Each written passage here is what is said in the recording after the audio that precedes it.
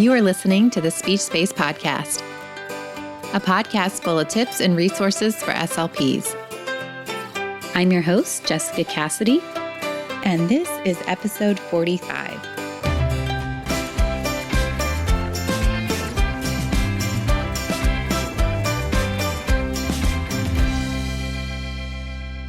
Hello, my friends. Today we are going to be talking about using technology in speech therapy with my friend and special guest, Rachel Madel. Before we get started, I wanted to take a brief moment to let you know that this podcast is brought to you by the Digital SLP membership site, which is a site that features time-saving, no-print, and low-prep resources for SLPs. The doors to the membership just reopened this month, but will be closing on January 31st. So if you'd like to gain back some time, use less waste, and acquire some great resources, please head on over to thespeechspace.com/digital SLP to learn more or to sign up today. Now, before we bring Rachel on the show, I did want to let you know a little bit about her. Rachel is a speech-language pathologist and autism expert on a pursuit to answer this question: how can we utilize innovative technology to support children with autism? Rachel coaches parents and practitioners both nationally and abroad on using augmentative and alternative communication, otherwise known as AAC, for children with autism, and how to integrate technology in classrooms and at home to support language learning. When she's not working with students in her private practice in Los Angeles, she co-hosts a weekly podcast called Talking with Tech that focuses on best practices in AAC. She's the founder of a digital media company that provides educational resources, therapy materials, and training videos to help support both parents and professionals. Along with her blog at www.rachelmadel.com, her work has been featured in Autism Parenting Magazine, Practical AAC, Speech Science, Exceptional Ed, Teachers with Apps, and Child Nexus. So without further ado, let's go ahead and bring Rachel on the show. Hi, Rachel. Thank you so much for joining us today to talk about using technology in speech therapy. Yeah, I'm so excited to be here, Jessica. I love your podcast. I was totally binge listening to it the other day. And I just love it because it's so bite-sized. I feel like it's just what I need. It's not like super long, and you have like really awesome gems of wisdom. Oh, thank you so much. Of course. Can you start off by telling our listeners a little bit about yourself? Absolutely. So I am a speech language pathologist, and I work primarily with kids with autism. I do a lot of work with technology. I have a private practice based in Los Angeles. I'm from the East Coast originally in Pennsylvania, and about 4 years ago, I moved to LA and I started a practice. It was kind of the craziest thing that I could have ever done. I knew one family, and I just picked up and moved here, and you don't realize the network you have of amazing, SLPs and OTs and all these people that could, refer business to you until you leave it. And I had to start from like the ground up, but, it's been a really great experience out here. And, since my practice has continued to evolve, I'm part of a podcast now called Talking with Tech, and we talk all things AAC related. I co-host that with Chris Bouguet and Lucas Stuber, and that's taken off, which is really exciting. So I'm kind of doing a lot of different things. I have a teacher paid teacher story just started, all AAC resources, and I have a YouTube channel with some video content. I'm really passionate about helping parents use technology. There's so many really great apps and things at our disposal, and I feel like a lot of parents feel really overwhelmed by technology, and clinicians feel overwhelmed by it too. It's not just parents. So there's so many different ways that you can use technology to facilitate communication. So that's what I'm really passionate about, and really teaching both clinicians and parents, how can we use technology to, get kids communicating? Yeah. So now if someone asked you that question, what would you say? Great question. So, I just gave a talk in LA, and it was focused on apps and autism. And the first thing I said was, pretty much any app can be used for communication, but there's some kind of ground rules that you have to establish. And the biggest one for me is that I'm in control of the iPad. So typically, kids are used to being handed a device and they kind of get to play on it and do whatever they want. There's not a lot of communication happening because the kid is so, entranced with whatever game they're playing, and they're, activating all these buttons that make noises. And so I think the first step is just making sure that you are in control of the device. So a lot of times I'll have kids tell me what to do. And it's a really great way to facilitate communication. You have to kind of get over the initial stages because kids are kind of grabbing at the iPad. Sometimes they get upset. They're not used to having an adult control the iPad. Right. But once you get over that, it's really great. It's such a great tool. And there's so many different ways that you can use so many different apps. Yes, definitely. I saw on your website that you did a little video about using guided access, which is genius. I actually discovered that after I had my first daughter, and I would try to Skype with my parents, and it would just be her like hanging up on them every 5 seconds. So I remember Googling like, what do I do about this? And I found out about guided access. So can you talk a little bit about what that is and how SLPs can use that with their students using the iPad? Guided access is a game changer. I can't believe that I survived any time at all without it because it's so awesome. So you kind of hit the nail on the head. It locks you into a certain app, and you just have to put a password to get out of the app. So, this first started as a necessity for me because I was working with kids using AAC devices, or rather AAC apps. And of course, they just wanted to exit the app and go to YouTube and, watch their favorite video. So it's really nice in an AAC context, but it's also great for all kids. They now have a timer function on guided access. So you can, put it into guided access, but you can put a time limit. So this is a really great strategy for parents. So, I always tell parents, okay, say, there's 15 minutes before dinner and that this 15 minutes, you're going to, give your child an app, an educational one that, you feel like is really good for them to learn their letters or their numbers or something like that. So you just enable guided access, you set the timer function, and then you kind of walk away. And what's nice about it is that the iPad will shut off as soon as the timer goes off, and you need a password to get back into the iPad. And the reason I love this is because it takes the power struggle away from parent and child, right? It's not like you come over and say, okay, it's time for dinner. And the child's like, no, I don't want to. And then there's this tug of war with the iPad. Right. It's the iPad's fault. Exactly. It's the iPad's problem. Like, oh my gosh, what happened to this iPad? It's time for dinner, and it's just a really great way to transition kids. I feel like kids get so engrossed into technology, and it's great because it's really motivating. But at the same time, I talk to so many clinicians who don't know about guided access, and they say, I won't even bring the iPad into my session because taking the iPad away is where there's a meltdown. Yeah, exactly. It almost just deters them from using it altogether.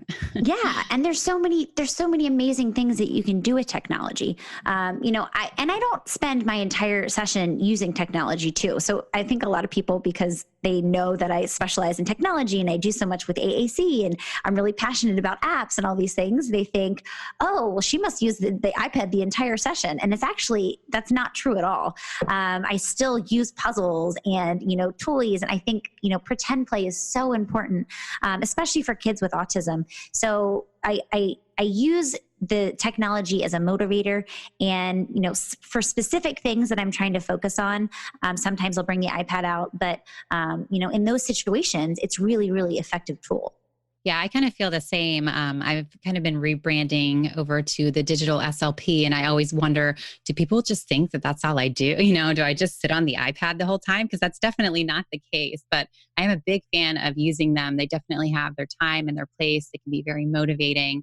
But yeah, you certainly don't want to be using them the entire session. Yeah, absolutely. And it's just, it's important to establish boundaries too with the technology. And I think that when kids know what to expect, and they get into a rhythm and they know kind of, what's okay and what's not okay, then, everybody knows what to expect. But sometimes the initial stages, when I first start seeing a kid and, I'm holding the iPad and all they want to do is they want to hold it and they want to touch the buttons. There's a little hump that we have to get over in the initial stages because they're not used to it. But then once they kind of figure it out and they realize, if they listen, then they get to eventually play with the iPad.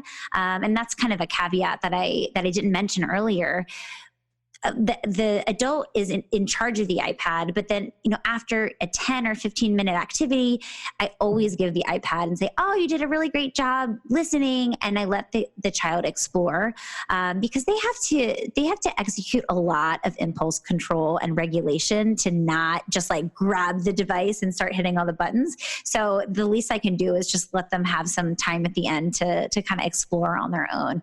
And oftentimes the things that we targeted and the words that we were working on, or the sentences and things like that, when they're playing on their own, will start coming out, which is awesome, because that's just showing that it's probably going to generalize.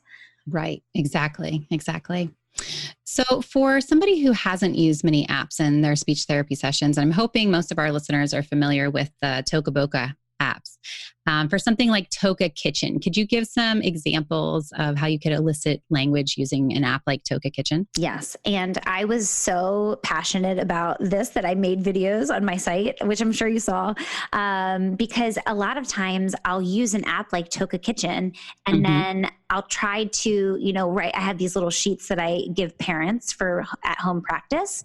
And I just realized it was just so intense, me writing all these directions, like, oh, you can have them say, open the refrigerator and all these things. And so I thought, well, maybe I should make a video about this, especially to target some of those core words, which we're really concerned with when we're working with AAC users. But Toca Kitchen's an amazing app for so many different words. You can have kids open the refrigerator, pick out one of their favorite foods, and then you can chop the foods, you can put things on the foods, so you can use all types of really rich vocabulary, like open and on and off and turn on, and you can just keep expanding as a child's communication develops, and they're really, really motivated. I also love using it because the monster, so it's basically a monster, and you feed him certain foods, and sometimes if you put too much ketchup, or you put ketchup and mustard and soy sauce and all of these things on the food, he doesn't like it anymore, and he'll like shake his head, which is a perfect way to target pragmatics and social language. Like, do you think he likes that? Like, he's shaking his head. He looks kind of like grossed out. Like, I don't think he likes it. So that's another thing that you can do with Toca Kitchen, which is really useful. So it's really great for a variety of different targets. I'm talking a lot about expressive language, but receptively, you can use it as a following directions activity. So, open the refrigerator, take out the pineapple and cut it up. So you can use on multi-step directions. So there's lots of different ways that you can use a single app. Just figuring out beforehand what you want to target. And that's something that I always tell parents and SLPs, have a good idea as to what skill you're targeting before you go into an app, because there's tons of things that you can do and things are constantly coming up. So I think if you have a target that's very specific, and you have an intention before opening an app, it will keep you more focused on being able to execute that. And of course, it'll make data collection a lot easier too. Yeah, definitely. Yeah, I think sometimes that's why technology can get such a bad reputation, because you think of kids playing video games, or you think of people being isolated sometimes. But I like how you brought up the example of asking the question, do you think he likes that? Because when we're having a dialogue about the technology or with the technology, it's like a supplement, rather than replacing. And I think that's, like I said, I think that's why sometimes it gets a bad reputation, because people are just thinking of the times that they saw the kid in the grocery store not making eye contact, playing on the iPad or something like that. You know what I mean? We're using this in a totally different way than what most people are probably using it as in their homes. Absolutely. Another strategy that I use to facilitate more conversation and communication is simply just hitting, the pause button. If it's a video, that allows you to have eye contact with the child and to talk about what you're seeing on the screen. Another strategy is just quickly turning the iPad in the other direction so that they can't see the screen. It just kind of disrupts the laser focus they have on the screen. Yeah. And then they kind of snap back to you and you're able to talk about it and say, what just happened? Or what are we going to do next? So it's really important that's why it's really important to have the adult be in charge of the iPad, because otherwise, you put a really fun app in front of anybody and they're just going to be hitting lots of buttons, and you could be talking to them, but they're probably not going to be responding because they're so engrossed in what they're doing on the screen. So that's why I always say, make sure the adult is in charge of the screen, because that way you're able to pause and you're able to turn the display around so that a child isn't, is focused on the conversation and the communication instead of the screen. Right. Definitely. So do you have any advice for SLPs who might be intimidated by using technology in their sessions? Man, there's a lot of people who are intimidated by technology. So when I give talks, I often make the joke that people think that I'm up here and I'm talking about technology, that I'm some tech expert, and I come home at night and I can barely turn my television on because there's so many remotes, and so I'm no tech expert, but I do see the value in using technology. It's so motivating for kids. And not only that, but it's really great because some of these apps, they so closely resemble the real world. Play Home is a perfect example of that. You can go into an actual home and you can open the refrigerator and you can take out the juice and you can pour it. You can go upstairs to the bathroom and you can take a shower and get out and dry yourself off and brush your teeth. So it's just a really great way to practice skills that we're working on with these kids, and the communication that goes along with that. But circling back to your question about, how can we help clinicians or parents that are overwhelmed by technology? And I think that, you just kind of have to have a mentality of, I'm just going to start and see where this goes. I think that oftentimes we just feel overwhelmed, so we don't take any action. But if you just make an intention, I'm going to download one app, or I'm going to try it for 10 minutes, making it a short bite-sized chunk of your session. And, it could be at the end where you just kind of get your feet wet and say, I'm going to try this. The other thing that's so important to remember is that you don't have to be the expert, right?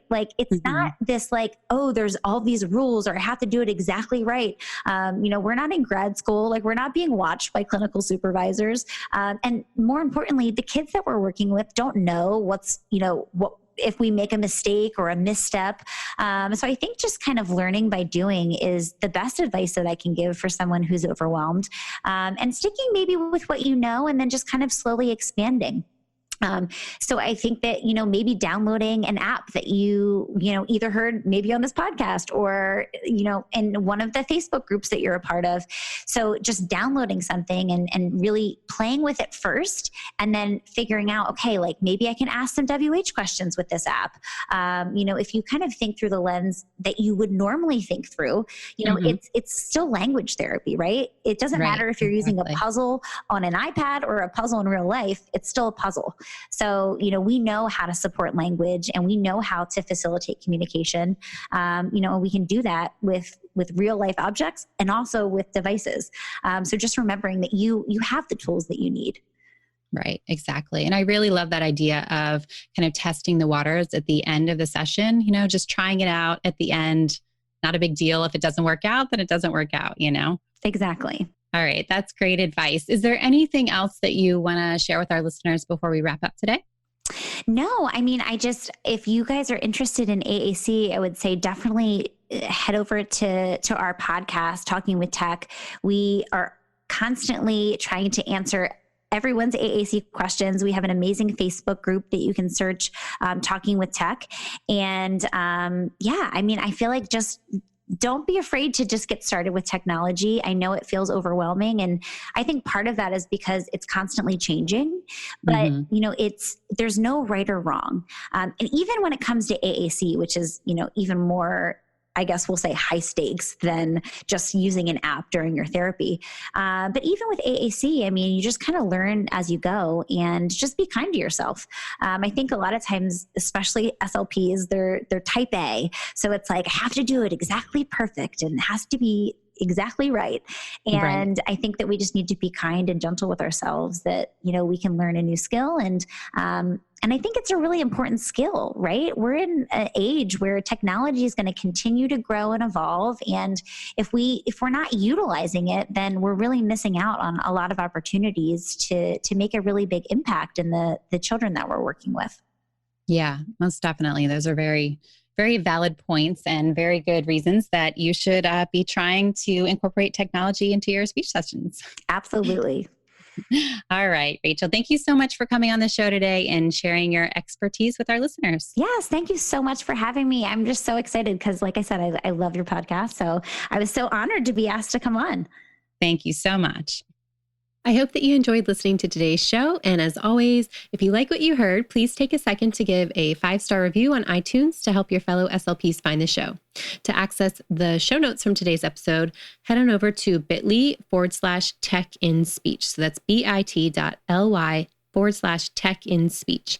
And don't forget that the digital SLP membership site is closing on the 31st of this month. So head on over to thespeechspace.com/digital SLP to learn more about how you can cut back on your prep and planning time this year. And if you're busy right now and you can't check out the site, but you want to, go ahead and text DSLP to 555-888, and I will send you the link that I just mentioned, and you will also get a reminder text before the doors to the membership close on January 31st. Stay tuned for the next episode when Rachel comes back on the show to give us tips to move students past the phrase, I want. Okay, my friends, that is it for me for today. I thank you so much for tuning in, and I hope that you have a wonderful week.